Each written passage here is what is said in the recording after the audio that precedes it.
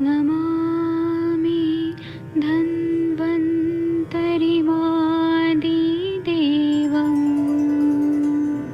सुरासुरैः वन्दितपादपद्मम् लोके जरामृत्युनाशम्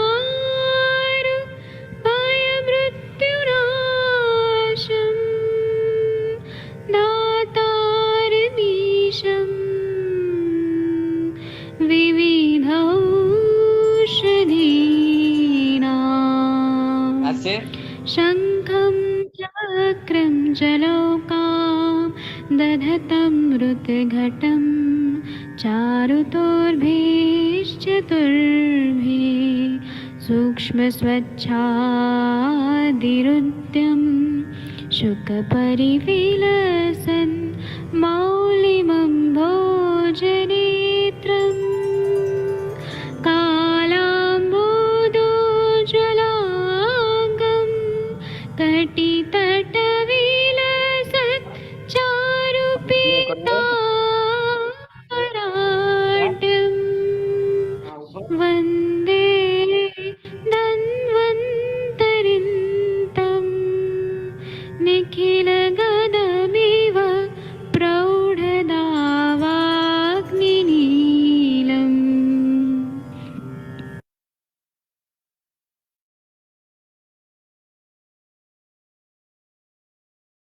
कोई भी सपना साकार करने के लिए सबसे जरूरी है सही कोच का होना। चुनिए आयुष दर्पण डिजिटल को और करें अपने क्लिनिकल आयुर्वेद सीखने का सपना साकार।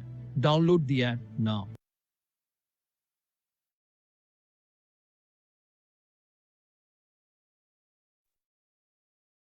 प्रणाम सभी लोगों को। मैं वैद्य अरविंद पाठक पुणे महाराष्ट्र से आप सभी लोगों का स्वागत करता हूं। सभी लोगों को कोटि कोटि प्रणाम करता हूं।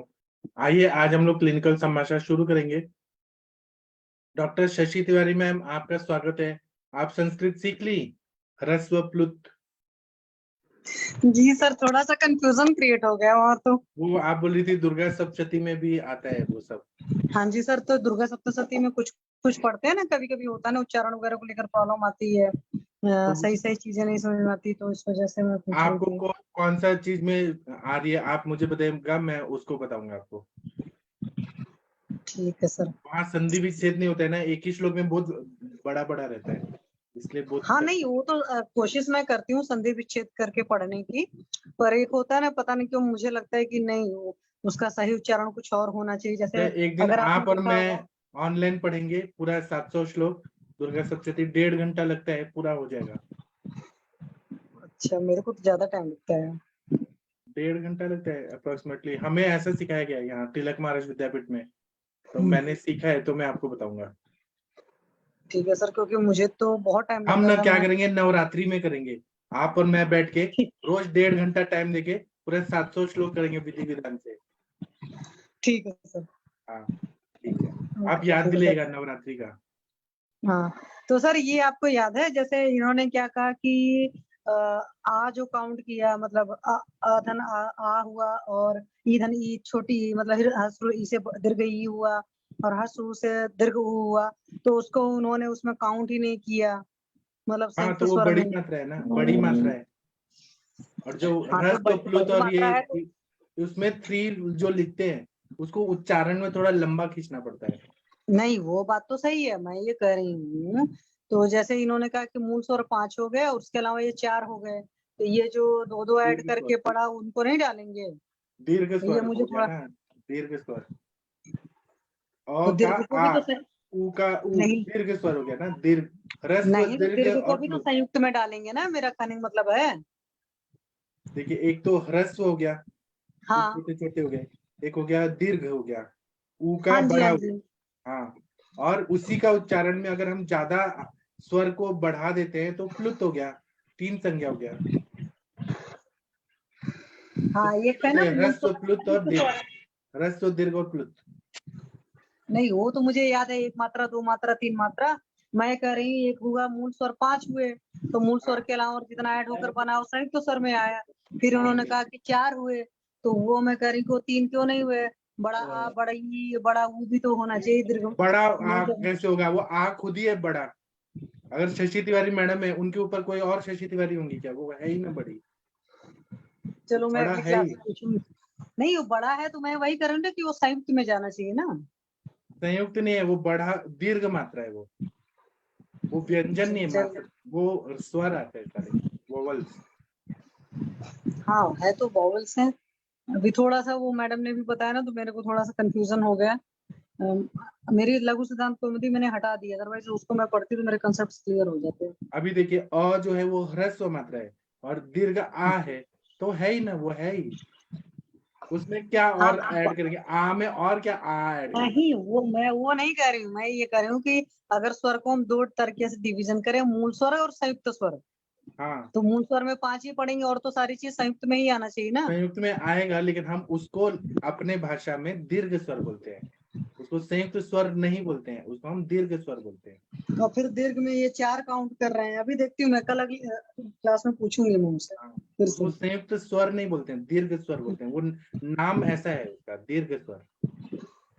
जी सर। ठीक है, आप ना बहुत अच्छी डॉक्टर हैं और आपको इतना पढ़ने का मन करता है, तो ऐसा लगता है कि कितना आपको है जिज्ञासा पढ़ने का, कितना। सर आप लोग को इतनी संस्कृत अच्छी आती, कई बार होता ना कि हकीकत है अभी भी सारंगर संहिता मैंने पढ़ी ना, तो मैंने नोटिस किया कि मैं तो हिंदी पढ़े जा रही हूँ, संस्कृत पढ़ ही नहीं रही हूँ। जैसे भाव प्रकाश वगैरह के तो संस्कृत पढ़ती थी, सारंगर की नहीं पढ़ रही थी। तो मुझे लगता है कि नहीं, संस्कृत अगर बहुत अच्छी आती रहेगी तो मतलब संस्कृत में ही पढ़े, फिर हिंदी अर्थ की जरूरत नहीं तो आप पड़ेगी ना। अभी संहिता का वो एमडी लेंगी ना, तो आपको तो मैं पूरा चक्रपाणी की टीका पढ़ाऊंगा, फिर हिमाद्री की टीका, पूरा संस्कृत में ही पढ़ना है आपको। जी sir, thank you sir. Thank you. अभी ना मोनिका मैम भी आ गई हैं, ये तो कितना अच्छा संहिता पढ़ती है। आप इनसे पूछिए, आपको कुछ डाउट है तो वो ह्रस्व दीर्घ वाला पूछिए मोनिका मैम से, इनको बहुत अच्छा संस्कृत आता है। नहीं तो हम हाँ हरिहर मैम सर। बताइए, हर्ष तो दीर्घ प्लुत वाला कंसेप्ट ये जो हाँ मूल मोनिका स्वर और मैम, आपको संयुक्त संस्कृत स्वर। आता है ना? अ का आ होता है, अ जो है ह्रस्व स्वर हो गया, आ जो हो गया हाँ जी दीर्घ हो गया, संयुक्त हो गया। तो जी इसी सर। पे शशि मैम का कुछ डाउट है, बताइए।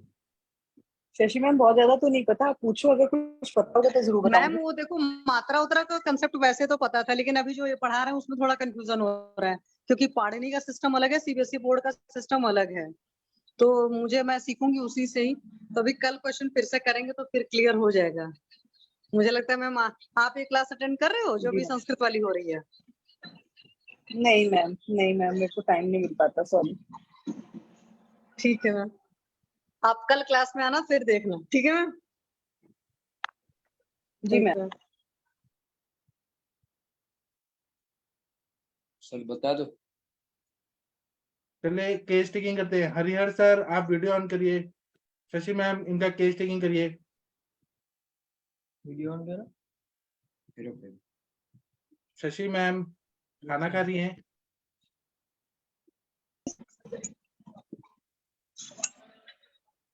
हाँ जी सर, अपना वीडियो ऑन करें प्लीज। हाँ जी सर, नमस्कार, हरिहर सर हैं एक्चुअली। नमस्कार मैम। हाँ जी सर, प्रणाम सर। प्रणाम मैम। हाँ बताएं मैम, क्या तकलीफ है आपको? हाँ जी मैम बताएं प्लीज, क्या तकलीफ हो रही है? पूरा पूरा देह में दर्द होता है ऐसे बोलते हैं। अच्छा, कहाँ पर ज्यादा दर्द होता है?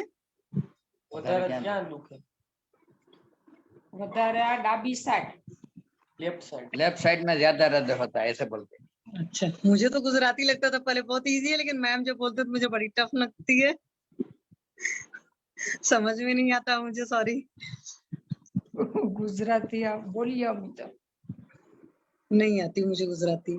अच्छा मैम एक बात बताओ, ये ऐसा होता है क्या, दिन के किस वक्त में ज्यादा दर्दें होती हैं आपको, कि 24 घंटे एक जैसी दर्द रहती है? અહીંથી માંડીને ત્યાં નખો હોતી इससे પણ આ દુખાવો બહુ છે। मैं कह रही 24 घंटे दर्दें रहती हैं एक जैसी, कि दिन के कुछ हाँ, समय में 24 बढ़ती है?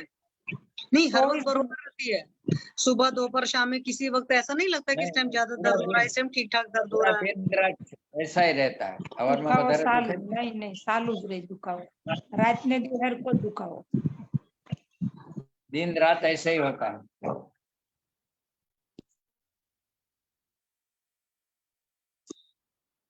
हाँ हाँ जी प्लीज सर, किसी और से करा लो जो गुजराती प्रॉपरली बोल पाए, अदरवाइज मैम मेरी बात नहीं समझेंगे, फिर सर को ट्रांसलेट करना पड़ेगा। ये अवनी ठक्कर मैम है ना, अवनी मैम, मैडम हम ट्रांसलेट कर देंगे। वो ट्रांसलेट कर Yes. देंगे। अवनी मैम भी आपको सपोर्ट Yes, sir. करेंगी। अच्छा, वही प्रॉब्लम फंस रही ना एक्चुअली में। मैं जैसे थोड़ा बहुत घुमा फिरा कर भी पूछना चाहूंगी तो मैं गुजराती की वजह से घुमा फिरा नहीं पाऊंगी। घुमा फिरा नहीं मतलब होता है कई बार डायरेक्ट क्वेश्चन में लोग जवाब देते हैं ना, नहीं कुछ बताते हैं, जब आप इधर उधर पूछो तो बता देते हैं। ओके हाँ जी मैम, आप चले गए? मैं ले लेती हूँ, डोंट वरी। हाँ प्लीज मैम प्लीज। માજી તમારું નામ શું છે મારું નામ નીમુબેન, અને ઉંમર કેટલી થઈ? 75 વર્ષ, હા, અને ક્યાંથી ક્યાં દુખાવો થાય છે? આખા શરીરમાં. હા, અને પાછળ ખભામાં કહેતા હતા ત્યાં કઈ જગ્યાએ વધારે થાય છે? ને આ ગરદન થી લઈને આખો પગ. અચ્છા, અને ગરદન તમે આમ ઉપર કરો, નીચે કરો, સાઈડમાં કરો તો દુખે છે? ગરદન કરો આમ આમ, ગરદન આમ ફેરવો, હા આ સાઈડ ફેરવો, ઉપર કરો એકદમ, ઉપર નીચે કરો, નીચે કરો. એકે સાઈડ દુખાવો વધારે થાય છે એવું થાય છે? નહીં, હરખો જ તે દુખાવો. અચ્છા, આ ડાબી સાઈડ વધારે દુખાવો હોય. અને કેટલા ટાઈમ થી દુખાવો થાય છે? દુખાવો તો ઘણા સમયથી છે, ઘણા એટલે 1 વર્ષ 2 વર્ષ કે એનાથી વધારે થયું? વધારે 3 વર્ષથી. હા. શરીરના સાંધા દુખે છે કે બધું દુખે છે?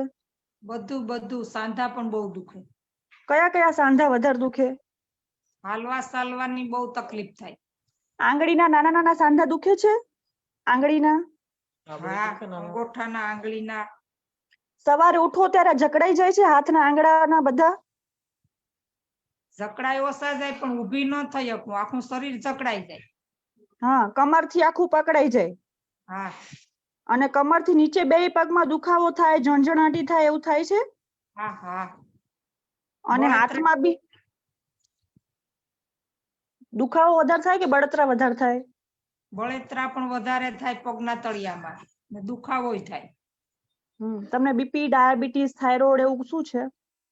બીપી છે. બીપી છે. અને ડાયાબિટીસ? નહીં, ડાયાબિટીસ નહીં. એવું કઈ નથી. થાઇરોઇડ નથી? બરોબર. દુખાવો 3 વર્ષથી આખા શરીરમાં સતત ચાલુ જ રહે છે અને હા, હા. ખાલી ચડે છે હાથ પગમાં બધે? આ ખાલી પણ સડે. આ અને જમણી સાઈડ પગના? હાથમાં ખાલી બહુ સડે. હા. અને પગના તળિયા ક્યારથી બળે છે? પગના તળિયા લગભગ વરસ દી છું. અને ડાયાબિટીસ ક્યારે ચેક કરાયું છે ખરું તમે છેલ્લે? હા હા. એમાં કઈ નથી આવતું? નહીં. બરોબર. તમને ગેસ, એસિડિટી એવું ખાધા પછી પેટમાં ભારે ભારે લાગે કે એવું થાય છે? હા, એ તો હે ગેસ્ટ્રાઇટિસ રહે. અચ્છા, આખો દિવસ રે? ઓડકાર આયા રાખે, પેટ ભાર ભાર લાગે એવું આખો દિવસ રહે છે? નહીં, ઓડકાર નો આવે, જમી લઉં પછી થાય. પેટ ભારે ભારે થઈ જાય? પેટ ભારી ભારી થઈ જાય. અને જમ્યા પછી કબજિયાત? તરત ન થાય, કલાક પછી. પેટ સાફ આવે કે કબજિયાત રહે છે? કબજિયાત નથી રહેતી, મીડિયમ. રોજ પેટ સાફ થઈ જાય કે બરોબર ના લાગે? પેટ સાફ થઈ જાય. અને ભૂખ લાગે? જમવાની ભૂખ લાગે છે? ભૂખ પણ લાગે. બરોબર. પેશાબમાં કોઈ તકલીફ ખરી? બળતરા થાય કે વારે વારે જવું પડે, રાત્રે ઉઠવું પડે એવું કશું થાય છે? હા, પેશાબમાં બળતરા થાય. આમ પેશાબ ઓછો ઉતરે ક્યારેક. અચ્છા, એવું કેટલા ટાઈમ થી થાય છે બળતરા થાય ને એવું બધું? બળતરા પણ લગભગ વર્ષ 1.5 વર્ષથી જ છું. અચ્છા, રોજ થાય છે? પેશાબમાં બળતરા. તો એના માટે ક્યારે બતાવ્યું તું? પેશાબમાં ઇન્ફેક્શન આવે કે એવું કશું? ના, ઇન્ફેક્શન નથી આવતું. અચ્છા. યુરિનમાં સુગર નતું ને? યુરિન ટેસ્ટ કરાયો ત્યારે? નહીં, શુગર પણ નથી. બરોબર. એ બધા રિપોર્ટ તમે મોકલા પણ જો ને એમાં વોટ્સએપ કરેલા છે. અચ્છા, એ જોયા નથી મેં. હા, સોરી.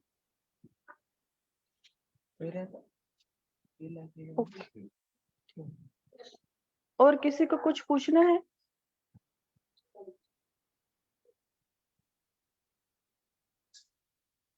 उसको नींद के गोले लेने पड़ते हैं। કેટલા ટાઈમ થી લે છે? 10 वर्ष से। अवनी मैम, आप जो 10 पूछ रही हैं, वर्ष से? हमें तो पता नहीं चल रहा है आप क्या पूछ हाँ रही हैं, हाँ मैं आपको बता दूंगी। क्योंकि आपने और पूछना है तो हमें क्या पता कि आपने क्या पूछा, क्या बात अच्छा नहीं, कोई नहीं है जो गुजराती सुन रहा नहीं, हूँ आप ही सबसे श्रेष्ठ गुजराती, लेकिन हमें कुछ नहीं समझ रहा है। हाँ ओके सर, फिर मैं बता देती हूँ हिंदी में। દાદા 10 વર્ષથી રહે છે, 10 વર્ષથી ઊંઘની દવા લેવી પડે છે એમ, એટલે એને શેના લીધે બહુ સ્ટ્રેસ રહે છે, બહુ વિચારો આવે છે, શેના લીધે આવું થયું એમને? સ્ટ્રેસ માં તો રે, આ દુખાવો છે ને ત્યારથી સ્ટ્રેસ માં જ હોય। એટલે દુખાવા માટે તમે કોઈ ટેસ્ટ કરાયા છે? આ રૂમેટોઇડ આર્થરાઇટિસ જે કહે છે ગઠિયો વા, અરે હું પેલા રિપોર્ટ જોઈ, તમને ખબર હોય મને કહી દો ને, બાકી હું રિપોર્ટ તો જોઈ લઉં છું। इसमें आर फैक्टर नहीं आता है। हाँ તમે ગુજરાતીમાં વાત કરો, વાંધો નહીં મને। એટલે આર ફેક્ટર નથી આવતો, પણ રાજકોટ બતાડ્યું તો ડોક્ટર સાહેબ ને, તો એ એમ કહેતા હતા કે તમારે આપણે વાત છે, બીજું કઈ છે નહીં। હા જો આમાં તમે સર્વાઇકલ નું કરાયું છે, એમાં લખ્યું છે ડીજનરેટિવ ચેન્જીસ, એટલે ઉંમરના લીધે થોડુંક તો રહેવાનું જ છે। જે સર્વાઇકલ માં આખું જાય છે ને એમને હાથમાં દુખાવો ને। હા हाँ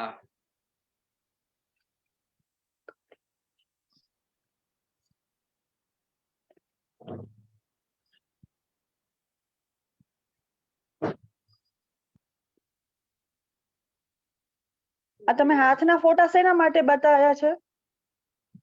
એ તો ત્યારે એક વખત ગયા સેશન માં 3 માસ પહેલે અહીં બતાવ્યું હતું ને તમને, ત્યારે કીધું હતું કે હાથના આંગળા ને ગોઠણના ફોટા બતાડ્યું હતું। દોનો બે ઘૂંટણના ઓપરેશન નહીં કરાવેલા છે। અચ્છા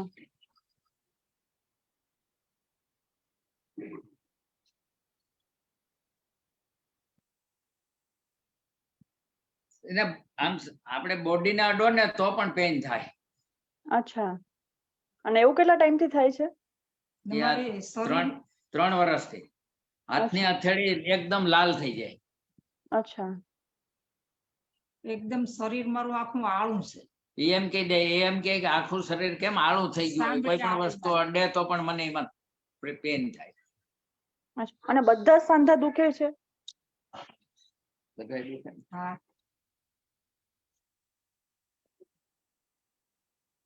सर अभी मैं आपको हिंदी में इनकी हिस्ट्री बताती हूँ। हेलो, हाँ जी बोलिए मैम, बोलिए। हाँ 75 इयर्स ऑफ एज है उनको, 3 साल से पूरे बॉडी में दर्द हो रहा है। उन्होंने जो रिपोर्ट भेजी ना, उनमें degenerative changes of cervical C3-4 में कंप्रेशन ज्यादा है और डीजनरेटिव चेंजेस लिखे हैं। नेक से ऊपर नीचे घुमाने में कोई दर्द नहीं है, लेकिन गले से लेके पूरे हाथ में नमनेस भी है, दर्द भी है। और हमारा जो गठिया हुआ है रूमेटॉइड आर्थराइटिस, उसकी तरह स्मॉल जॉइंट्स में भी पेन है उनको। और वो ऐसे बोलते हैं कि जहाँ भी हाथ भी लगाओ ना पूरे शरीर में, किसी भी मसल्स में या ऐसे ही, तो भी उनको दर्द होता है। कुछ भी उठाने में भी दिक्कत होती है, कपड़े पहनने में उनको दर्द होता है। और 10 साल से वो सिडेटिव्स ले रहे हैं, स्लीपिंग पिल्स ले रहे हैं। Non case of hypertension only है। दोनों पैर की तलिए में जलन है, लेकिन उन्होंने डायबिटीज टेस्ट करवाया, वो नहीं है कुछ। मैम एक बार इनकी फूड हैबिट्स और दीवा स्वाप वगैरह वो सब पूछ लीजिए मैम। हाँ ओके, क्योंकि गैसियस तो बोला कि गैस खाने के बाद गैस हो जाता है उनको, लेकिन पूरा सुबह से रात का मेजरली डाइट में क्या रहता है उससे थोड़ा हमें हेतु मिल सकता है ना मैम। हाँ કાકા એમને સવારે ઉઠવાનું કેટલા વાગે થાય છે? સવારમાં એ 7 વાગે ઉઠે। હા, અને સવારે નાસ્તો કેટલા વાગે લે છે? નાસ્તો કરે છે હમણાં તો નથી કરતી, નકર કરતી 10:30 વાગે। 10-10:30 તો નાસ્તો। સવારે ઉઠીને કશું લેતા જ નથી? નહીં, મને સાનું લેસન નથી, સા નથી પીતી। ચા દૂધ કોફી કઈ પીતા નથી। હા, પણ ખાવાનું ક્યારે લ્યો? સવારે કઈ ખાવું હોય તો કેટલા વાગે લ્યો? 10 વાગે। થોડોક 10 નાસ્તો વાગે નાસ્તામાં શું કરો છો? રોટલી જેવું કે સવારે ઘઉંની રોટલી ને સવારે દૂધ. સવારે નાસ્તામાં રોટલી ને દૂધ ખાવ છો? આ એકાદી રોટલી કે દૂધ ખાય. હા. પછી જમવાનું કેટલા વાગે થાય? 12:30 વાગે. એમાં બધું ખાવ, દાળ ભાત શાક રોટલી? હા ત્યારે ભૂખ લાગી જાય છે બરોબર, કે ટાઈમ થાય છે એટલે ખાઈ લ્યો છો? નહીં લાગી જાય ભૂખ. ભૂખ લાગે છે બરોબર. હા પછી બપોરે સુવાનું ખરું? શું પણ નિંદ્રા નો આવે. અચ્છા, ખાલી આડા પડો. પણ હા આરામ કરું. પછી બપોર પછી સાંજે ચા નાસ્તો કઈ કરવાનું થાય? નહીં અને પછી રાત્રે કેટલા વાગે જમો? 8:30-9 વાગે. હા. એમાં શું ખાવાનું હોય? બાજરીનો રોટલો ને શાક. રોજ બાજરીનો રોટલો ખાવ છો? હા સાંજે રોજ. રોજ બાજરીનો રોટલો ને શાક, બરોબર. ઈ પચી જાય છે તમને કે હા. પેટમાં ભાર ભાર લાગે છે? ભારી ભારી તો ક્યારેક થાય, નકર ન વાંધો આવે. અને સુવાનું કેટલા વાગે થાય? કેટલા વાગે સુવો? 10:30-11 વાગે. હા. ગોળી લીધા પછી કેટલા ટાઈમે ઊંઘ આવે છે તમને? કલાક પછી. બરોબર. એટલે વેલી દવા લો 9:30-10 એટલે 11:30-11:30 ઊંઘ આવી જાય. હા અને ગેસ એસિડિટી રહે છે, જલન રહે છે? હા એસિડિટી તો રહી થોડી ઘણી. હા બળતરા એવું કઈ થાય છાતીમાં, ગળામાં, એવું કશું બળતરા થાય? નહીં. बरोबर।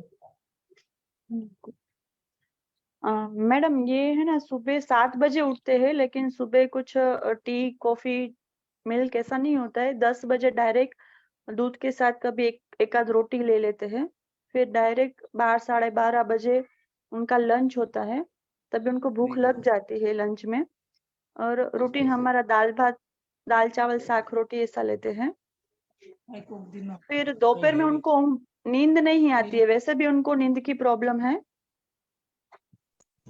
और 7-7:30 बजे या 8 बजे तक उनका डिनर हो जाता है, लेकिन डिनर में वो डेली हमारे जो गुजराती में बोलते हैं ना बाजरे का रोटला, आपको शायद पता हो, डेली बाजरे का रोटला और सब्जी लेते हैं। एक्चुअली वो इजीली डाइजेस्टेबल नहीं होता है, रुक्स भी होता है और थोड़ा हैवी भी रहता है, डाइजेस्ट होने में बहुत हैवी होता है। लेकिन उन लोगों का ऐसा डाइट है कि डेली ही रात को रोटला लेते हैं बाजरे मैम का। इनका डाइजेशन ओवरऑल ही डिस्टर्ब है डाइजेशन और हाँ है हाँ। हाँ कब्ज भी बोल रहे हैं कि मीडियम हाँ, है, कभी मतलब कभी हो बहुत जाता अच्छे है। से पेट साफ नहीं होता है, ब्लोटिंग भी रहती है। तो इनका पुराना मैम ये सब रहा होगा और अभी वो मैनिफेस्टेशन इनको फिर पेन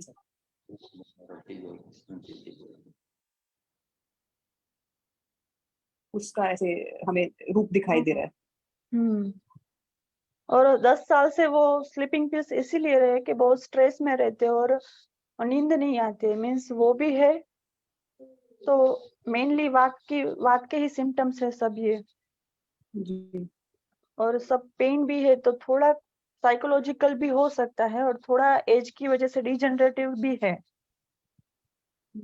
मैम जैसे सर बोलते हैं ना 250 से भी वायु बढ़ती है, तो अगर ये स्ट्रेस में भी रहते हैं तो उससे भी वात हाँ। की वृद्धि ही होगी। तो हाँ। उस पॉइंट ऑफ व्यू से भी इनका वायु का ही बेसिकली बन रहा है। शशि मैम आपको या अरविंद सर आपको तो एक बार पूछ लीजिए।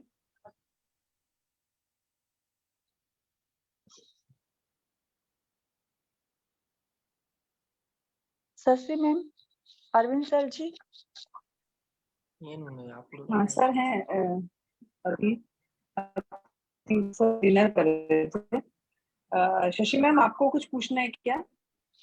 किसी और वैद्य को अगर कुछ पूछना चाहें, doctor Vinita ma'am, Ravi sir, Navjot ma'am, Mangala ma'am, Katyayan holistic health centre, Padmalochan Panda, Ram Kumar sir, कोई भी कुछ पूछना है इसके अलावा, या आपको क्या लगता है कि इसमें क्या ट्रीटमेंट दे सकते हैं, हम लोग वो भी डिस्कस कर सकते हैं। आप लोग फ्री होके अपना ओपिनियन बताइए और उसको हमारे पास हमारे गुरु अरविंद पाठक सर हैं, जो अगर कहीं पे हमारा कुछ अगर गलत भी होता है तो सर उसको करेक्ट करेंगे। सो ऐसे ही करके हम लोग को फिर हम लोग ये गेन करेंगे अपना देना चाहिए जो हमें लगता है दे सकते हैं, लेकिन विच ड्रग वो हमें अरविंद सर गाइड कर सकते हैं। आप में से कोई भी अगर बताना चाहे।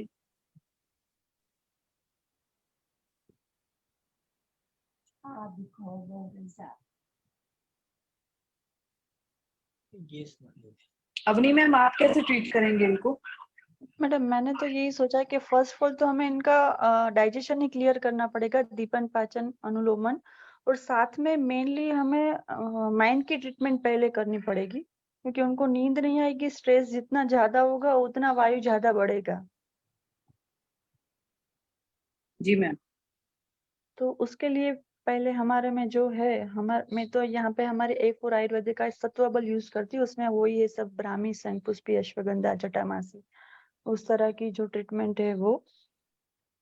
और पेन का अभी बोल तो रहे हैं कि छूने से भी दर्द होता है, लेकिन वो तो इतना तुरंत तो पेन के लिए हमें कोई गुगलू ही स्टार्ट करेंगे, योगराज या केसर गुगलू, क्योंकि उनको बर्निंग भी है थोड़ा स्किन में भी और सोल में भी। पंचकर्मा तो कोई भी इनमें कर ही नहीं सकते क्योंकि आपने एज ठीक इतनी कहा है। कि वर्जन हाँ, दीपन पाचन के लिए पहले तो वो ही क्योर करना पड़ेगा। निदान परिवर्जन मैम, वो भी हमें साथ साथ करवाना पड़ेगा कि इनसे ये बाजरे की रोटी जो ये खा रहे हैं हाँ हाँ इसको हाँ, मॉडिफाई करना हेतु पड़ेगा परिवर्जन, कुछ, हाँ है ना। हाँ। और साथ में डाइट में, हाँ डाइट में कुछ ना कुछ हमें थोड़ा सा रुक्ष, जैसे बहुत ज्यादा है इनकी खाली पेट रहने का भी है, सुबह के टाइम पे हाँ ये 12 बजे तक बिल्कुल खाली पेट ही रह रहे हैं, हाँ तो उन हाँ। सब चीजों को भी हमें देखना पड़ेगा, उसका ट्रीटमेंट भी साथ में देना पड़ेगा और इनको एडवाइस भी देना पड़ेगा, डाइटरी एडवाइस भी अकॉर्डिंगली। तो शुरू में बिल्कुल आपने ठीक बोला कि दीपन पाचन के ऊपर कंसंट्रेट करते हुए और साथ में अपना फोकस रहेगा कि इनका वातानुलोमन भी हो, ताकि जो भी संचेत वायु है शरीर के अंदर वो निकले और उससे इनका डेफिनेटली पेन रिलीफ होगा। साथ में जैसे आपने बोला मानस मित्र वटक और ब्राह्मी वटी वगैरह ऐसा कुछ भी हम लोग साथ में दे सकते हैं, जिससे इनको स्लीप में भी हेल्प मिलेगी, ब्रेन को भी थोड़ा इनका स्ट्रेस दूर होगा, तो उससे स्टार्ट कर सकते हैं मैम। और उसके बाद फिर सब्सिक्वेंटली एक बार हमें निरामावस्था प्राप्त हो जाए उसके बाद हम इनके साथ और जो वात शामक कषाय या वटियां वो सब हम फिर ऐड कर सकते हैं इसके अंदर। और कुछ अगर लगता है कि बल का भी क्योंकि हानि हुई होगी, अगर इतना ज्यादा इनका स्ट्रेस और ये नींद जैसे लेते हैं तो कुछ ना कुछ दशमूलारिष्ट ऐसे में बहुत अच्छा काम करता है, मेरा ओपिनियन है, क्योंकि बल्य भी होता है और साथ में वात शामक भी होता है। तो इसमें अरविंद सर आप इसमें हमें गाइड करिए, हमारा लाइन ऑफ ट्रीटमेंट तो हमने अभी आपका लाइन बताया। ऑफ ट्रीटमेंट 100% सही है, ऐसे ही करना है। क्या है, मैंने इनके लिए दवाई भेजा था, लेकिन इनका मन का स्थिति इतना ज्यादा वो है, डिप्रेशन में है, ये ना मेडिसिन खाने से इनको लग रहा था कि बढ़ गया बढ़ गया बढ़ गया, इनका मन जो है बहुत ही ज्यादा इम्बैलेंस्ड है। तो इसीलिए पहले मन की चिकित्सा करना पड़ेगा, नस से देना पड़ेगा और दीपन पाचन करके और हेतु सेवन बंद करके तब आगे बढ़ना पड़ेगा। मैंने इनके लिए क्या क्या भेजा था वो मैं बता रहा हूँ। मैंने आम पाचक वटी भेजा था, तो इनको आम पाचक वटी से भूख ही नहीं लगती थी, क्योंकि मन जो है वो उसको एक्सेप्ट नहीं कर रहा है वो मेडिसिन को। जबकि मेरी आम पाचक वटी कितना स्ट्रांग है, 10 गोली खाने से तो अग्नि बढ़ना चाहिए, है ना। दूसरा जी सर। इनको मैंने सिंहनाथ गुगुल भेजा था, बृहत्वाद चिंतामणि भेजा था, सारे बादशाह महायोगराज गुगुल ड्रॉप पे युक्त भेजा था, फिर उसके बाद में योगराज गुगुल भेजा था। तो इन सब से इनको बोली कि बहुत ज्यादा तकलीफ हो रहा है, इसका मतलब, और रात को नींद नहीं आती है, सिडेटिव लेके इनको रहना पड़ता है। तो कंक्लूजन यही है कि पहले मन की चिकित्सा करें, उसके बाद में शरीर का, क्योंकि मन अगर एक्सेप्ट नहीं कर रहा है तो कोई दवाई काम नहीं करता है। सर नशिया आपने किस चीज के बोला था यहाँ पे? मैंने बोला था, लेकिन हरिहर सर आपने क्या दिया था नस से? डॉक्टर हरिहर सर, शायद वो सर चले गए, आएंगे तो फिर बात करते हैं। सर ब्राह्मी घृत से दे सकते हैं नशिया? ब्राह्मी घृत से दे सकते हैं, ब्राह्मी घृत, ज्योतिषमती तेल, बच्चा तेल। Hello sir. सर आपने नस से दिया था इनको? हाँ, वो क्षीरबला तेल तो अभी नहीं आया था, तो मैंने वो गोघृत का नस्य चालू किया। नहीं, मैं आपको शीरबला तेल भेज देता हूँ कल, तो उसका नस से दीजिए, उससे नींद अच्छी आने लगेगी सर। हाँ, वो रह गया था, मुझे भेजना है, मैं कल भेज देता हूँ। ठीक है, पहले मन सब की उसको मानस प्रॉब्लम के लिए भी कुछ भेज दो, बीपी की गोली तो खाती है। ठीक है, मैं मन के लिए मानस मित्र गुटिका भेजता हूँ, ब्राह्मी वटी भेजता हूँ। ठीक है, कल मैं भेजता हूँ, पहले मन की चिकित्सा करके फिर धीरे धीरे हम शरीर की चिकित्सा करेंगे। इनको बिना सिडेटिव दवाई के नींद आना चाहिए सर, बिना हाँ, कोई ये दवाई के नींद आएगा, तब मन खुश रहेगा इनका, है ना सर? तो मैं कल हाँ। भेजता हूँ। और साहब दवाएं जिस दिन से शुरू करी ने उसी दिन से वोमिटिंग, न्यूसिया और खाना बंद, तो 20 दिन तक तो आपने बोला ना देते रहो, तो हम तो देते रहे। 20 दिन के बाद मैंने आपने बोला कि सब अभी यह हालत हो गई है, तो क्या करें? तो कंक्लूजन यही निकलता है कि पहले मन का चिकित्सा करना है। मन दुखी है ना कि मैं दवाई नहीं खाऊंगी, मैं बीमार हूं, तो वो दवाई एक्सेप्ट नहीं करता बॉडी, इसलिए मन को पहले करना है। और जो डिपेंडेंसी है ना सिडेटिव का इतने सालों से, वो अच्छा नहीं है, वो खतरनाक है। मैं हाँ, ये एक डाइट चार्ट भी लिख के भेजता हूँ कि क्या खाना है, क्योंकि वो जो रोटला खा रही है बाजरी का, वो तो अग्नि को दूषित कर रहे हैं, आम को बढ़ा रहे हैं, है ना सर? हाँ, वो तो सर आपने ही बोला था ना कि सुबह में आधा बाजरी का रोटला, लहसुन, अदरक। रात को नहीं, सुबह बोला था मैंने। सुबह हाँ, बाजरे का आधा रोटी और अदरक लहसुन का चटनी, ये सुबह के टाइम बोला था। अब ठीक है। रात को हाँ, ले रहे हैं तो रात को तो अग्नि मंद करेगा वो। अच्छा। तो और रात सर को पादा अभियान भी खिचड़ी भाखरी ऐसे। मैं सर एक डाइट चार्ट अच्छे से लिख के कल भेजता हूँ। आप प्लीज, हाँ। आपसे रिक्वेस्ट है कि आप अपना एड्रेस और पिन कोड दे दीजिए सर। हाँ सब आपने भेजा, मैंने भेजा ही है, अगर नहीं एक बार हो तो भेजिए, मैं। क्योंकि वो मेरे पापा के उसमें ना वो शीर वाला तिल भेजना था, मेरे दिमाग से ही निकल गया। हाँ, और कुछ भी जो भेजना है वो बोल। हाँ, और मेरे को भी आप लोग बताइए कि मुझे ना रात को नींद नहीं आती है, तो मैं रात भर जागे ही रहता हूँ और फिर मेरे को हेडेक होता है, मेरे मम्मी पापा की याद रहे, तो मैं क्या करूँ अभी? मैं सुबह के लेक्चर रोज सोचता हूँ कि कल आऊंगा, मैं कर नहीं पा रहा हूँ। मुझे आप लोग बताइए क्या करना चाहिए?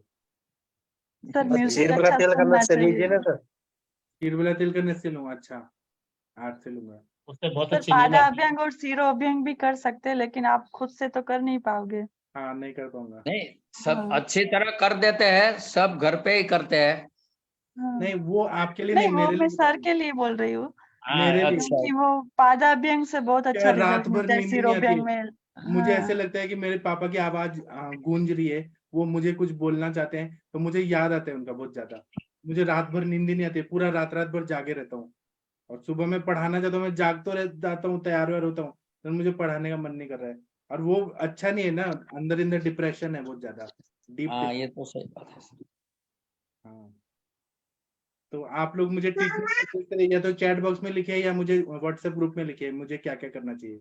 अपना इलाज खुद नहीं कर सकता मैं, आप लोग बताएंगे सर। आप लोग व्हाट्सएप ग्रुप में लिख दीजिए कि मुझे मन के लिए क्या करना चाहिए। ठीक है, ठीक है, अभी हम आगे बढ़ते हैं। और किसी को कोई केस पूछना है या बताना है क्या? यस सर, मुझे एक केस का डिस्कशन करना हाँ है। करिए, यहाँ पे बहुत अच्छे अच्छे डॉक्टर हैं, देखिए मोनिका मैम है, शक्ति मोहन जी हैं, कितने अच्छे अच्छे डॉक्टर हैं, बताइए मैम। एक 45 इयर्स ओल्ड लेडी आई थी मेरे पास कल। उनको मेन कंप्लेन ऐसा था कि उन्होंने जनवरी में हिस्टेक्टोमी करवाया था, तो तब उनको कुछ नहीं हुआ, लेकिन अभी 2 महीने से वो बोल रही कि मुझे बहुत गुस्सा आता है, बहुत मूड स्विंग हो जाता है। पहले कभी भी गुस्सा नहीं आता था, अभी उनको 2 महीने से छोटी छोटी बात पे इतना गुस्सा आता रहता है। ऋषि मैम, ऐसा होता है हिस्टेक्टोमी करने के बाद मूड स्विंग होता है क्या? हार्मोनल इम्बैलेंस ऐसे होता है क्या कुछ? शशि मैम जो गायनेक प्रैक्टिस करते हैं उनको मालूम है। मोनिका मैम आप बताइए।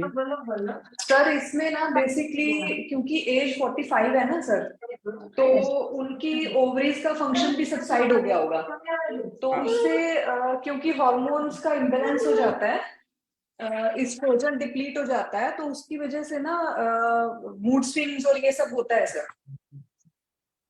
अच्छा, तो लेकिन क्या मैम करना चाहिए? जनवरी में करवाया था और अब हो रहा है, ऐसा हो पाता है क्या? अभी वायु का काल चल रहा है ना मैम, बारिश का। हिस्टेक्टमी हुआ होगा है ना, या ओफरेक्टमी, मतलब टोटल हिस्टेक्टमी हुई है या नहीं, टोटल नहीं हुई, टोटल नहीं है। हाँ। ओवरी और बस ओवरी है। हाँ। तो मैम अभी क्योंकि 45 के बाद वैसे भी मेनोपॉज का स्टेज भी आ जाता है ना, तो एक बार उनके हार्मोन्स का लेवल चेक करवा सकते हैं। नहीं तो मैम आप उनको सिंपल जो हमने अभी डिस्कस किया ना, नस्यम करवाओ और साथ में उनको मेद्य कुछ ना कुछ उनको दो। मृत संजीवनी भी दे सकते हो मैम आप, ऐसे में ना मृत संजीवनी भी बहुत अच्छा काम करता है। सॉरी क्या बोले? मृत संजीवनी मैम। हाँ हाँ, लेकिन मतलब अभी रिश- मेरा अभी अभी थोड़ा हिस्ट्री आगे भी है। बताइए मेन मैम, बताइए। उनको Sorry. ये प्रॉब्लम तो था ही, और दोनों पैर में बर्निंग सेंसेशन, क्योंकि डायबिटीज भी है उनको और बहुत स्ट्रेस में रहते हैं। और स्किन उनकी देखो ना तो पूरी ड्राई और पूरा वाक्य कैसी होती है कि पूरा ब्लैक ब्लैक, वो एकदम थिक स्किन हो गई। मीन्स वातपित्त प्रकृति है प्योर। और उनकी हाइट के हिसाब से वेट 70 है, लेकिन हाइट कम है, उसके हिसाब से टमी भी बहुत बार है और पूरे मोटे जैसे लगते हैं। तो ये सब की कंबाइंड ट्रीटमेंट के लिए आए हैं लोग।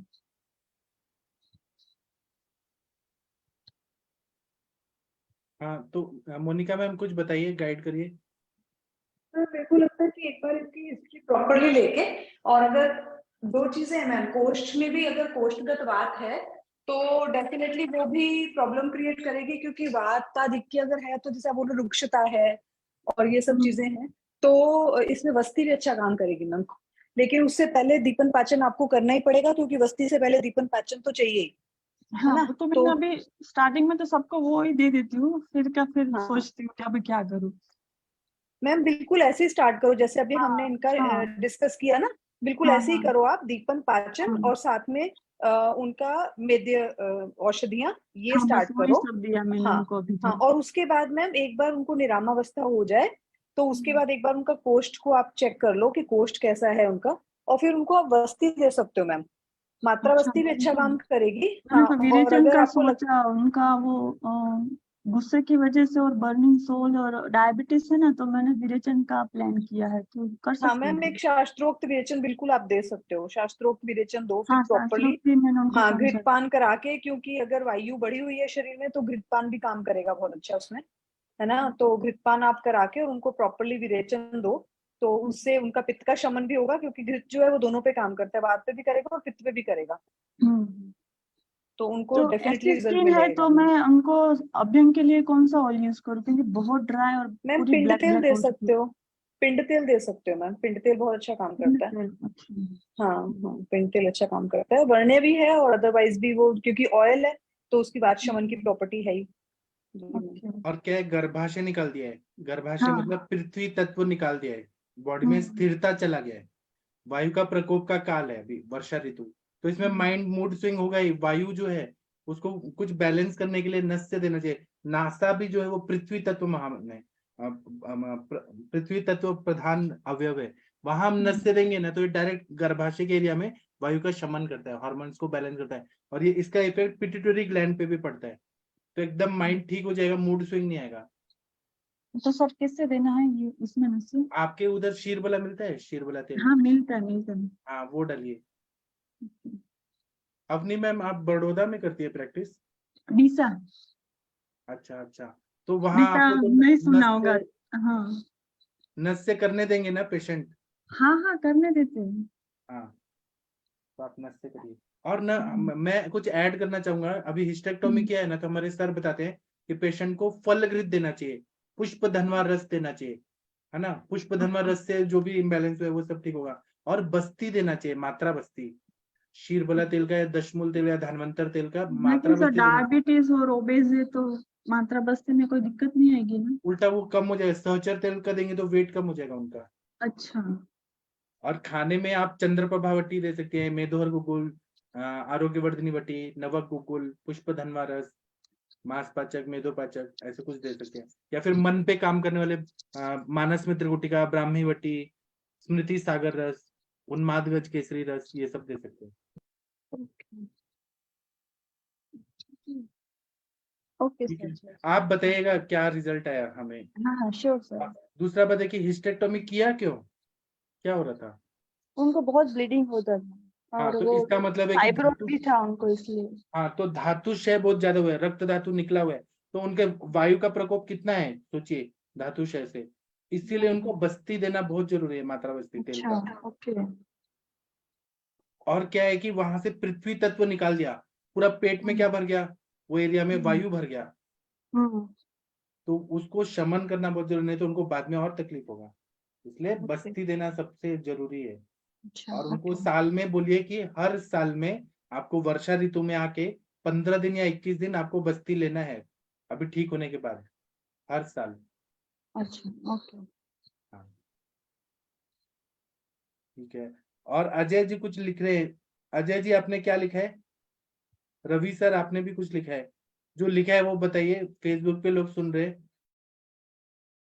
रवि सर आपने जो लिखा है वो बता दीजिए सर, बाकी लोग को भी अपना नॉलेज शेयर करिए, मैंने तो पढ़ लिया है। शशि मैम आप कुछ बोलिए। शशि मैम आज कुछ बोल नहीं रही है, शायद खाना खा रही है, शायद पकोड़े बनाए हैं शशि मैम ने।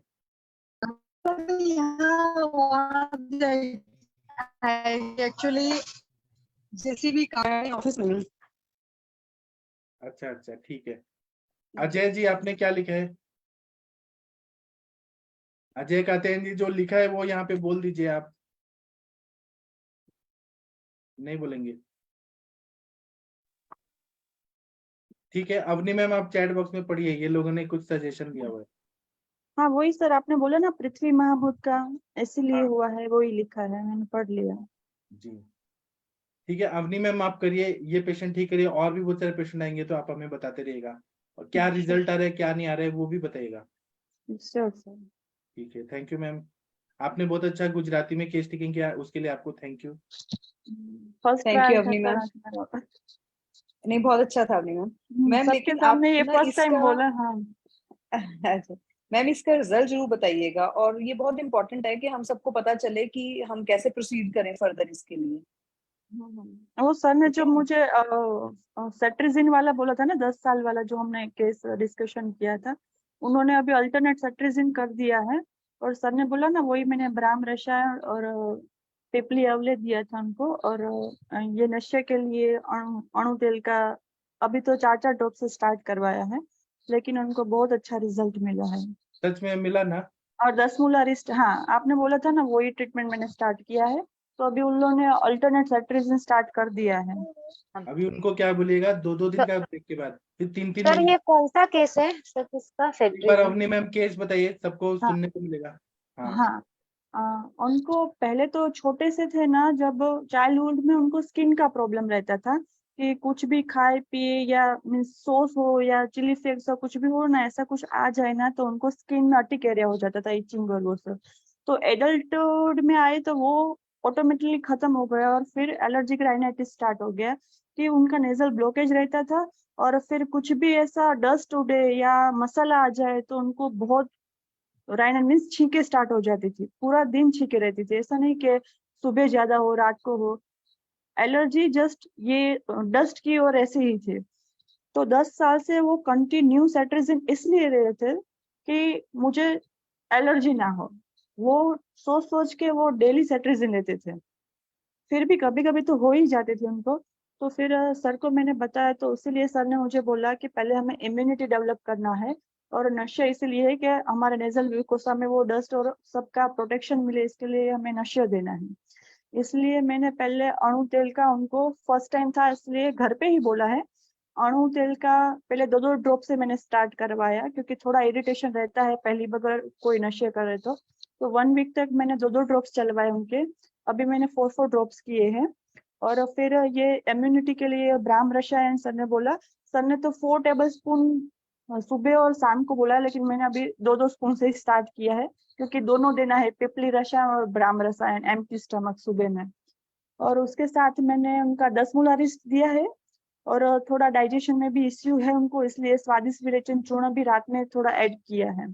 तो अभी तो मेरी इतनी ही ट्रीटमेंट चल रही है, फिर भी उनको बहुत अच्छे से रिलीफ है।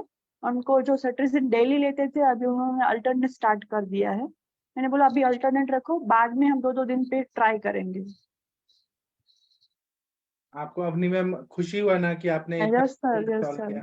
बहुत बहुत, क्योंकि मुझे तो, मैं इसमें पूरी ब्लैंक थी, मुझे पता ही नहीं चल रहा था कि मैं इसमें क्या दूं, जी क्योंकि यहाँ 10 पे साल से हम ले केवल रहे थे ना गाइडलाइन देते इसलिए। हैं, हम केवल हाँ गाइडलाइन देते हैं। अभी आपने स्वादिष्ट विरेचन चुन दिया, वो आपने अपना हाँ युक्ति लगाया ना, हम बस हाँ गाइडलाइन हाँ दवाई हाँ। आप कुछ भी दीजिए। हाँ। हाँ, तो इसीलिए ना आयुष दर्पण पे हम जो संभाषा कर रहे हैं ना 3.5 साल से, उसका यही उद्देश्य है कि यहाँ डिस्कस होता है, जो भी ऐसे डाउट आते हैं जो अकेले इंसान सोच नहीं सकता है, यहाँ डिस्कस होता है तो एक क्लैरिटी आती है कि ऐसे करना चाहिए, वैसे करना चाहिए। कोई भी डॉक्टर परफेक्ट तो है नहीं, धन्वंतरी भगवान, तो ऐसे सीखते जाते हैं ना तो आगे बढ़ते जाते हैं।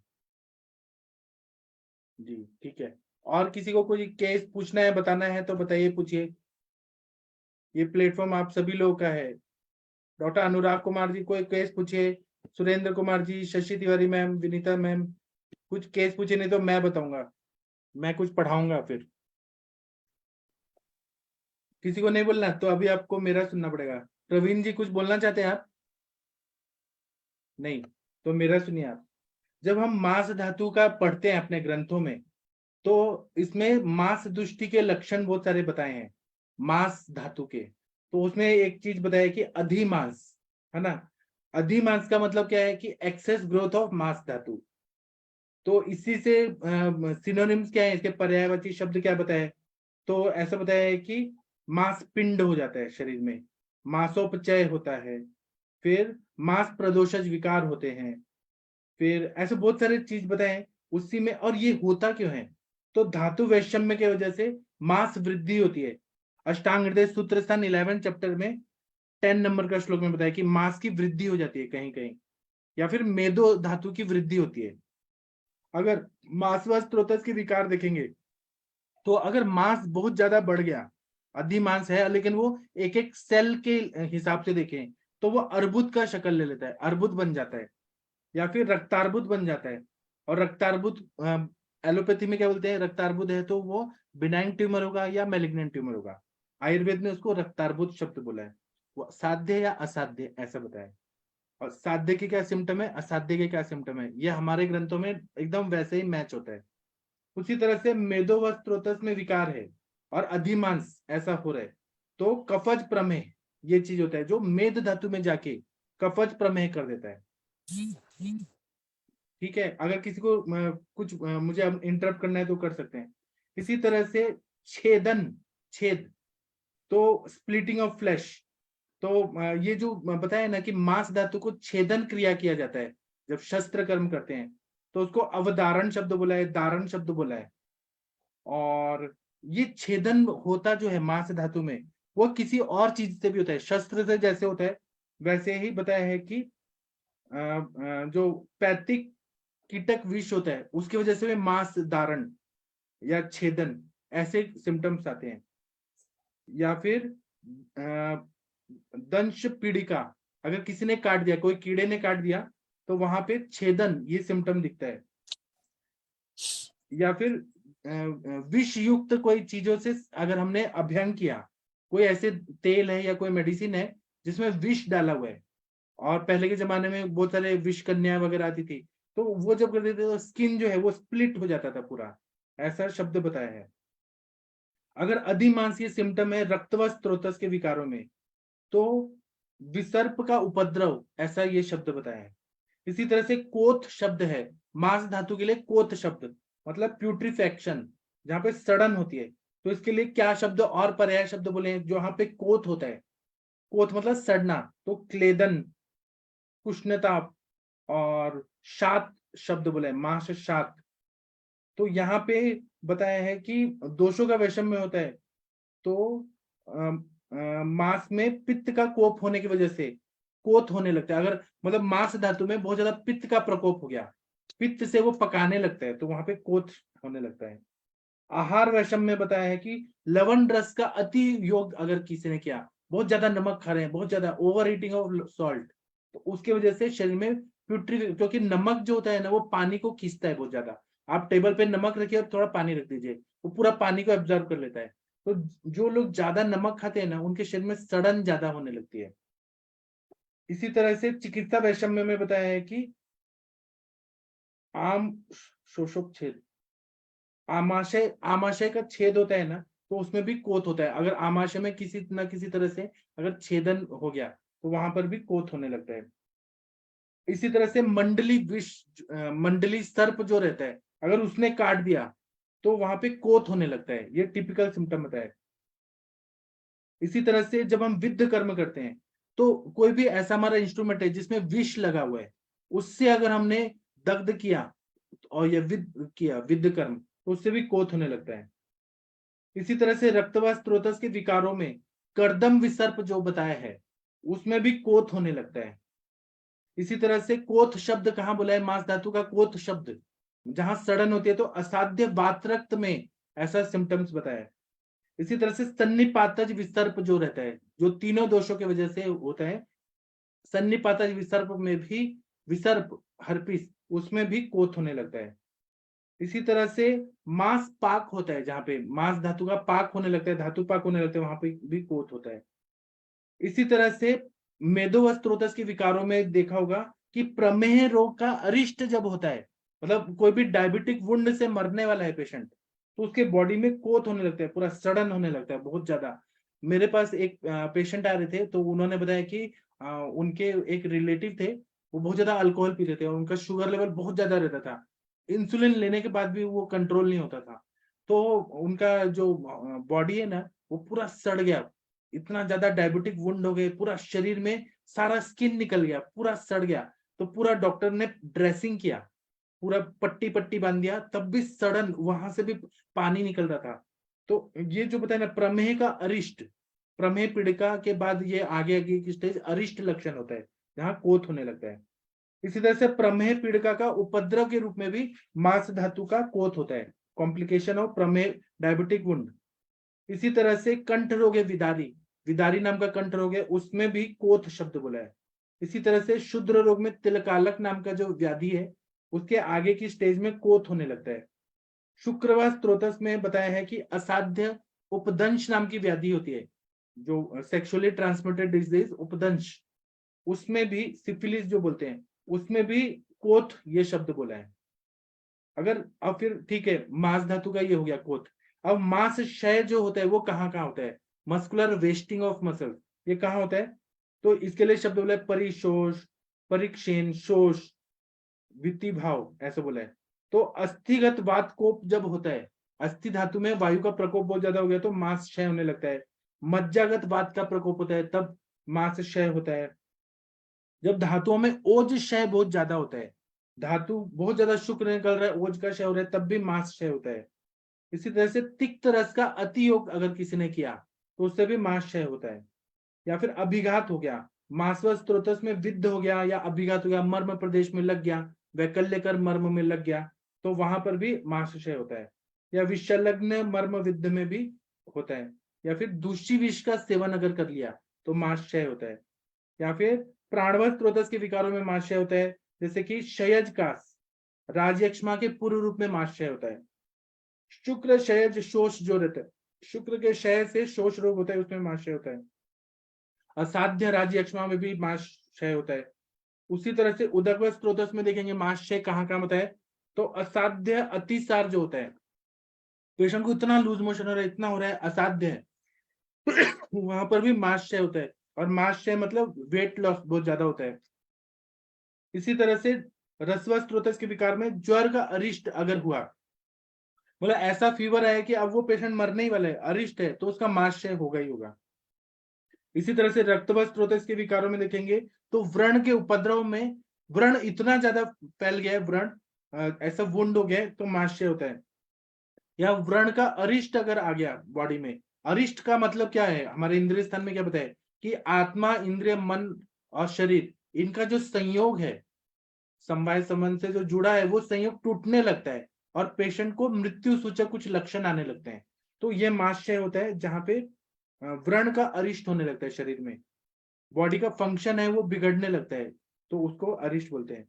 मेदो व स्त्रोतस के विकारों में बताया कि असाध्य मेदो रोग, मतलब इतना ज्यादा मेद धातु बढ़ रहा है। अब इसी का एग्जांपल ये है कि जो मस्कुलर डिस्ट्रॉफी होता है उसमें सारे मसल्स के जो टिश्यू सेल्स है ना, वो सब मेद में कन्वर्ट होने लगते हैं, तो उसमें मांस क्षय होता है और मेद धातु बहुत ज्यादा वृद्ध हो जाता है, बढ़ जाता है। या मज्जा व स्त्रोतस विकार में वात व्याधि में भी, अगर वात व्याधि बहुत ज्यादा बढ़ गया, बहुत ज्यादा वायु वायु वायु बहुत ज्यादा बढ़ गया जॉइंट्स में, बोन्स में, सब जगह, तो मांस क्षय होता है। या फिर शुद्र रोग में शर्करा अर्बुद, अगर हो गया ऐसा अर्बुद जिसमें दाने दाने दाने दाने हैं, शर्करा अर्बुद, उसमें भी मांस्य होता है। फिर मांस पाक ऐसा शब्द बोला है, तो पित्त प्रकृति में अगर बहुत ज्यादा पित्त का प्रकोप हो जाए तो मांस का पाक होने लगता है। या सर अभी मैं पेशेंट देख रहा हूँ, मैं पेशेंट देख करके बोलती हूँ सर। अच्छा, शशि मैम कुछ बोल रही हैं। अगर लवण रस का अतियोग अगर बहुत ज्यादा हो गया तो मांस धातु का पाक, ये सिम्टम बताया। अगर व्रण होता है, हाँ, मांस का कलर चेंज होना, इसके लिए बोल रहे हैं कि अगर पेशेंट बहुत ज्यादा विष आदि से दग्ध हो गया तो मांस का कलर ब्लैक होने लगता है। और वो विष का सेवन इंटरनली क्या भी केमिकल वगैरह का सेवन करते हैं तो मांस का कलर चेंज हो जाता है। या फिर शरीर में मांस में क्लेद बहुत बढ़ गया तो शरीर का कलर चेंज हो जाता है।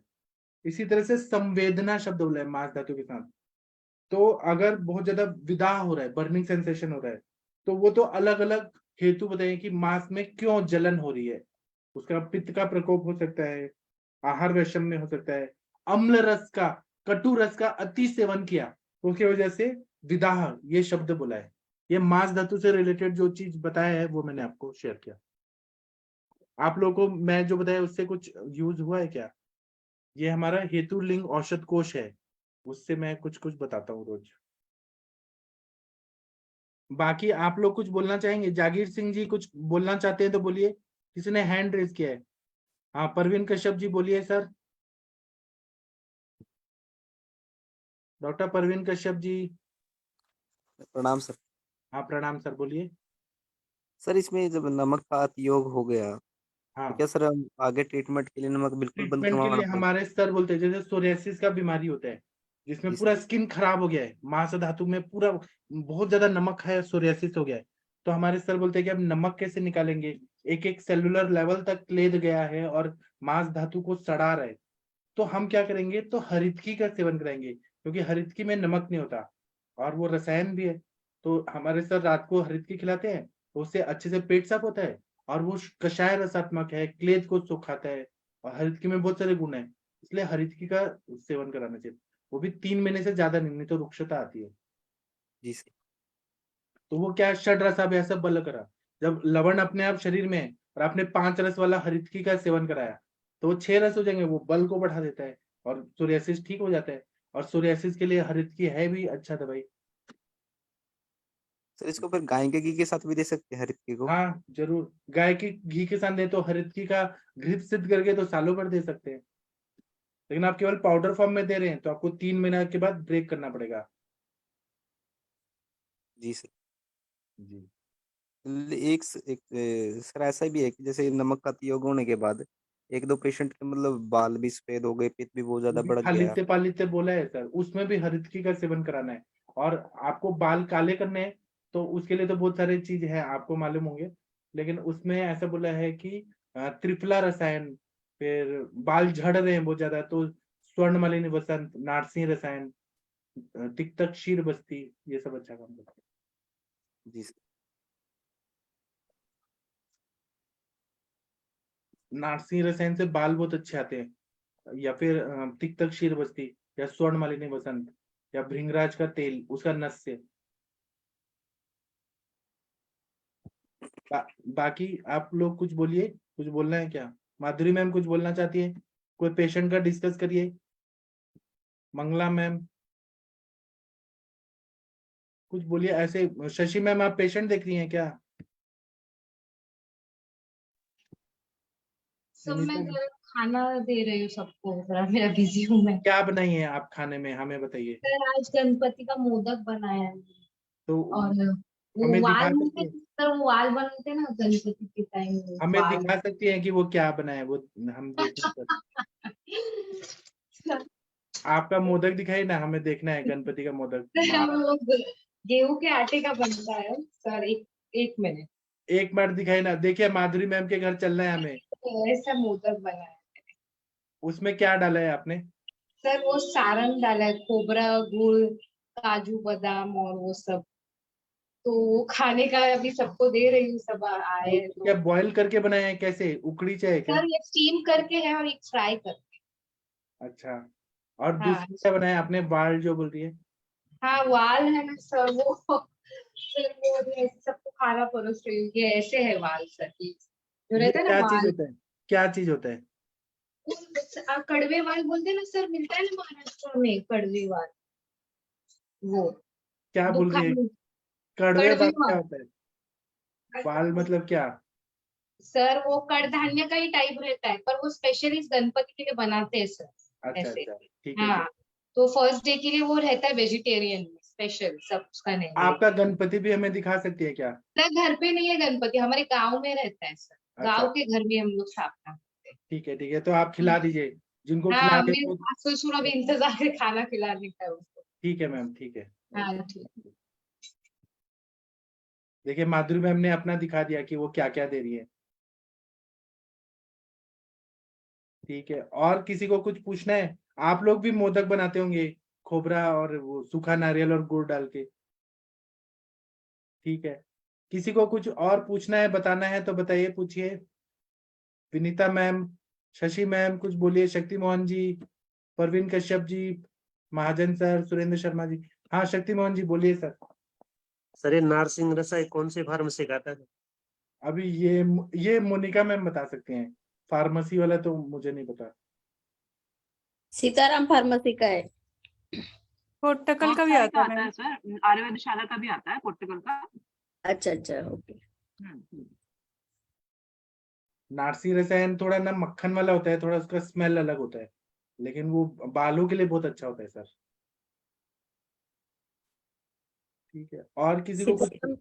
सीताराम फार्मेसी की टैबलेट भी आती है सर, नारसिंह की। नारसी इधर तो नहीं मिलेगी, अम्बाला साइड। क्या? सीताराम फार्मेसी अमरावती का है क्या मैम? नहीं नहीं सर, कहाँ का है? साउथ का है ना सर, अच्छा, साउथ का है ना। अच्छा मुझे नहीं कहीं पता। पे भी लीडिंग फार्मेसी है सर वो। अच्छा मोनिका मैम, आप बालों के लिए क्या बताएंगी? आर्यवैद्यशाला का कुछ मेडिसिन बताइए। सर एक तो जो आपने बताया सर, यही हम लोग बहुत ज्यादा यूज करते हैं, नरसिंह रसायन।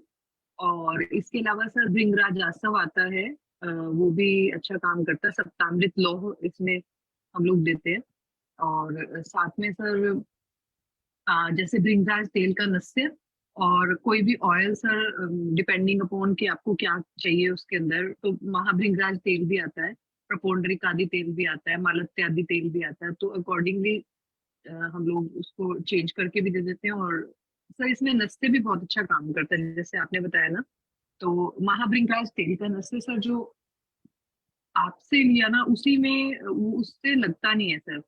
जो आर्यवैद्यशाला वगैरह का होता है थोड़ा खरपाकी होता है, तो ये नाक में जब डालते हैं तो थोड़ा लगता है। और मेरा ये वाला कभी सौम्य नहीं लगता, मेरा मृदु हाँ, पाकी। वो सौम्य है सर, वो मृदुपाकी है, बिल्कुल बिल्कुल सर। और अम्बाला के पास ना सर आपको बहुत इजीली आयुर्वेदशाला की सब मेडिसिन मिल जाएंगी। जीरकपुर में इनका अपना एक बहुत बड़ा वो है, स्टॉक सेंटर है, वहां से आप ले सकते हो सर। आपको अगर नंबर चाहिए तो मैं शेयर कर लूंगी ग्रुप में। और आप लोगों को मालूम है मोनिका मैम के हॉस्पिटल को कुछ तो मिला है सर्टिफिकेट, वो मोनिका मैम आप बताइए सबको। हाँ सर, वो NABH एक्रेडिटेशन करवाया हमने अभी अपने हॉस्पिटल का।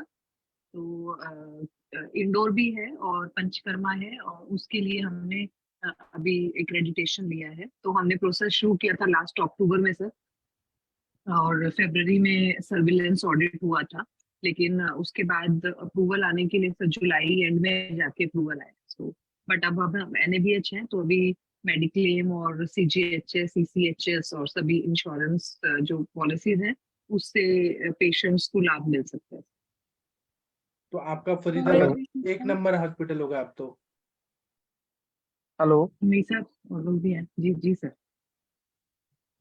हम मोनिका मैम। जी बोलिए बोलिए सुंदर सर। मैम प्रणाम। एक्चुअली मुझे थोड़ा सा इसका प्रोसेस बता सकते हो, किस तरीके से कैसे इसके लिए अप्लाई करना पड़ता है? सर अगर अभी आपको जानना है तो मैं बता सकती हूँ, और अगर कुछ और डिस्कशन करना है तो हम लोग प्लेटफॉर्म का टाइम ना वेस्ट करें। आप सर बताइए, बताऊं क्या? ये भी तो जरूरी है, आप बता दीजिए मैम। ठीक है ठीक है सर। इसके लिए ना NABH की वेबसाइट पे आपको अप्लाई करना होता है इसके लिए, एक्रेडिटेशन के लिए। और सर कुछ ऐसे कंसल्टेंट्स भी होते हैं जो आपको गाइड भी कर देते हैं कि कौन से डॉक्यूमेंट्स आपको लगेंगे इसके लिए, और वो सब डॉक्यूमेंटेशन सर काफी ज्यादा होता है इसके लिए, और सॉफ्टवेयर आपको लेना होता है अपने क्लिनिक या हॉस्पिटल जो भी आपका है उसके लिए, जिसमें सारी एंट्रीज आपकी आईपीडी की, ओपीडी की सब एंट्रीज, और जितना भी आपकी ट्रीटमेंट हो रही है, थेरेपीज हो रही है, वो सारा का सारा डॉक्यूमेंट करना होता है। So basic rule sir NABH का ये है कि do what you document and document what you do. So it's all about documentation, मतलब everything should be in black and white. और बेसिकली एनएबीएच जो है वो एक एक्रेडिटेशन आपको ये बताता है कि आपका जो स्टैंडर्ड ऑफ ट्रीटमेंट है, स्टैंडर्ड ऑफ सर्विसेज है, वो up to the NABH accreditation mark तक है। तो जितना भी सर इंश्योरेंस कंपनीज हैं वो एनएबीएच एक्रेडिटेड हॉस्पिटल्स के लिए फिर रिम्बर्समेंट कर देती है। कुछ कंपनीज कुछ पर्टिकुलर कॉर्पोरेट्स के लिए कैशलेस भी करती हैं, बट बहुत कम है अभी कैशलेस, लेकिन रिम्बर्समेंट सर मैक्सिमम केसेस में होता है। तो अगर ट्रीटमेंट की जरूरत है और जस्टिफाइड एडमिशन है और आप एक जस्टिफाइड ट्रीटमेंट मोडालिटी के थ्रू ट्रीटमेंट करते हो, और साथ में आपके अगर चार्जेस जो है वो भी रीजनेबल है, तो कोई प्रॉब्लम नहीं होती सर, बहुत इजीली आपका रिम्बर्समेंट हो जाता है। जी मैम, ये मैं थोड़ा सा आपसे कुछ इसमें प्लेटफॉर्म पर थोड़ा सा नहीं पूछ पा रहा हूँ। एक्चुअली क्या हम हमारे एक जो फ्रेंड हैं वो इसमें इंटरेस्टेड है, उनका हॉस्पिटल है पंचकर्मताई, तो वो उन्होंने मुझसे एक बार बात की थी। तो एक्चुअली इसमें जो एक्सपेंसेस है वो कितना होता होगा, आइडिया थोड़ा सा कुछ ऐसा है? मैं आपने करवाया मैम, ये काफी बड़ी चीज है मेरे हिसाब से। एक तो हाँ सर, एक तो आपकी फी होती है जो आपको एनएबीएच को पे करनी होती है, वो अप्रोक्सीमेटली आपकी 80,000 होती है और हॉस्पिटल डे केयर सेंटर के लिए कम होती है सर। वो उनका ना पूरा टैरिफ आप उनकी साइट पे भी देख सकते हो, तो वहाँ मेंशन होता है, ठीक है। दूसरा उसके बाद सर आपका जो मेजर एक्सपेंस होता है ना वो इंफ्रास्ट्रक्चर पे होता है, क्योंकि उसमें आपको बहुत सारे सर्टिफिकेशन चाहिए होते हैं, आपको बहुत सारे कंप्लायंसेस चाहिए होते हैं, जैसे फायर की एनओसी चाहिए आपको, पोल्यूशन का चाहिए, ठीक है। फिर उसके बाद आपका जहाँ जो क्लिनिक है वो लोकल अथॉरिटीज के साथ रजिस्टर्ड हो, ऑनरशिप की डील हो आपकी। देन अगर आपको कुछ पावर सप्लाई के लिए, अगर आपको कुछ आपने जनरेटर वगैरह, तो उसके लिए, प्लस लॉन्ड्री के लिए, जैसे हमारा इंडोर है तो हमने लॉन्ड्री के लिए आपने कहा आउटसोर्स किया हुआ, उनके साथ एनडीए साइन करना। सो आपको बहुत सारे इंफ्रास्ट्रक्चरल क्रिएट आपको करने पड़ती है चीजें जो ऑलरेडी नहीं है आपके लिए यूज में, लेकिन आपको एनएबीएच के स्टैंडर्ड्स के अकॉर्डिंगली वो सब चीजें अपने यहाँ पे उसको बनाना पड़ता है। सिमिलरली कुछ स्टेशनरी है जो अकॉर्डिंग टू एनएबीएच आपको चाहिए ही रिकॉर्ड मेंटेन करने के लिए, क्योंकि हम लोग जब जनरली प्रैक्टिस करते हैं तो हम इतना एक्सटेंसिव कोई भी चीजें नहीं, डिटेल में कुछ भी नहीं हम लोग अपने पास रखते हैं। तो उसमें तो एक एक चीज है कि आपको ओपीडी में अगर आपका ओपीडी कार्ड कैसा होगा, उसमें क्या क्या चीजें आप रिकॉर्ड कर रहे हो, उस जो भी आपने उसके अंदर लिखा है, फॉर एग्जाम्पल आप उसमें अपने 10वीं परीक्षा के लिए पूरा लिखते हैं, तो वो सारी एंट्रीज उसके अंदर होनी चाहिए। ये नहीं कि आपने ओपीडी कार्ड तो बना लिया लेकिन उसके बाद आप एंट्रीज नहीं डाल रहे हो, तो या तो उतना ही डालो जो कि आप एंट्री कर सको, या जो आपको लगता है कि मेरे लिए बहुत जरूरी है और मैं यूज करता ही हूँ फॉर आर डायग्नोसिस एंड मेरा पेशेंट को ट्रीट करने के लिए, तो वो एंट्रीज उसके अंदर। तो उस तरीके से आपको पूरा ना आपका ये स्टेशनरी भी सारा आपको मॉडिफाई करना पड़ता है, बहुत सारे रजिस्टर बनते हैं, फिर आपके मैनुअल्स बनते हैं, आपके स्टैंडर्ड ऑपरेटिंग प्रोसीजर्स बनते हैं, जो भी आप प्रोसेस अपने हॉस्पिटल में कर रहे हो, राइट फ्रॉम के क्या कहते हैं, अगर किचन है तो किचन कैसे खाना बनता है, कैसे आप कब उसका ऑर्डर प्लेस करते हो, आप कैसे उसको कितने टाइम तक उसको एक्सपायरी डेट कहाँ लिखी रहती है, कैसे रजिस्टर में डाइट अगर आप दे रहे हो तो पेशेंट की डाइट आप कैसे असाइन करते हो, तो वहां से लेके आपका ट्रीटमेंट आप कैसे प्लान करते हो, ट्रीटमेंट आप पेशेंट को कैसे कन्वे करते हो, पेशेंट के लिए क्या क्या डूज एंड डोंट्स है, आपके स्टाफ के लिए क्या क्या डूज एंड डोंट्स है, ठीक है। आपकी जो सर्विसेज हैं उसके जो चार्जेस हैं वो डिस्प्लेड होने चाहिए, ठीक है। आपका अगर ग्रीवियंस मैनेजमेंट, आपका एक सिस्टम होना चाहिए कि अगर किसी को कुछ ग्रीवियंस है, कुछ चीज पसंद नहीं आई, उसको कुछ शिकायत करनी है, तो उसके लिए कंप्लेंट बॉक्स होना चाहिए, फिर को कौन एड्रेस करेगा, तो उस लेवल पे आपको पूरा फ्लो चार्ट बनाना, ऑर्गेनाइजेशन चार्ट बनाना है ना, आपकी फायर एग्जिट कैसे होगा वो बनाना, फायर असेंबली एरिया क्या कहाँ होगा, आपका एम्बुलेंस के लिए एरिया कहाँ पे होगा, तो वो सब चीजें सर असाइन करनी होती है, वो सब मैनुअल के अकॉर्डिंगली आप करते चले जाते हो, ठीक है। और वो उसके लिए सर टोटल करके हमारा, क्योंकि हॉस्पिटल है सर, तो हमारा 10 से 15 बेड का हॉस्पिटल है, तो मेरा अप्रोक्सीमेटली आप ये मान के चलिए कि 9 to 10 लाख रुपीज एक्सपेंस उसमें आ जाता है इजीली, इतना तो मिनिमम आ जाता है जी। और बाकी मैम इसमें क्योंकि सर इसमें NABH ऐसा की भी है। फीस नहीं है। जी जी जी मैं sorry। समझ गया मैम, मैं इनडायरेक्टली समझ गया उसको। अच्छा मैम, इसमें जो ना जो न्यू हॉस्पिटल्स भी इसमें इंक्लूड होते हैं क्या, या इसके लिए कुछ टाइम सर रहता कोई है भी कि इतना दिन हॉस्पिटल तक? हो सकता है, नहीं नहीं बिल्कुल नहीं, ऐसा कुछ नहीं है कि आपको इतने टाइम सर्विस में होना ही चाहिए तभी आप कर सकते हो, कोई भी कर सकता है। इवन कि आपने कल हॉस्पिटल बनाया है, आप अपने हॉस्पिटल को बनाओ ही उस तरीके से NABH के मैनुअल्स को ध्यान में रखते हुए कि उसमें क्या क्या चाहिए, वो सब चीजें पहले से क्रिएट कर लो और उसके अकॉर्डिंगली फिर आप अपना NABH के लिए अप्लाई कर सकते हो। ऐसा कोई टाइमलाइन नहीं है सर, उसमें ना हर चीज हैजार्ड, पेशेंट के लिए हैजार्ड वगैरह सब चीज आपको देखना पड़ता है, बेड नहीं होना चाहिए, मैम इसका पेशेंट इसकी सेफ्टी सेंट्रिक होता है बेसिकली NABH। जी मैम, इसकी जो साइड है आपने जो बताया ना, अगर वो साइड क्या आप एक बार थोड़ा सा भेज सकते हो वहां पर जा करके इसको सर मैं लिंक एक बार, आप ग्रुप में हो ना? जी जी मैं ग्रुप में एक बार उसका लिंक भेज देती हूँ। जी ma'am, thank you very much ma'am, thank you.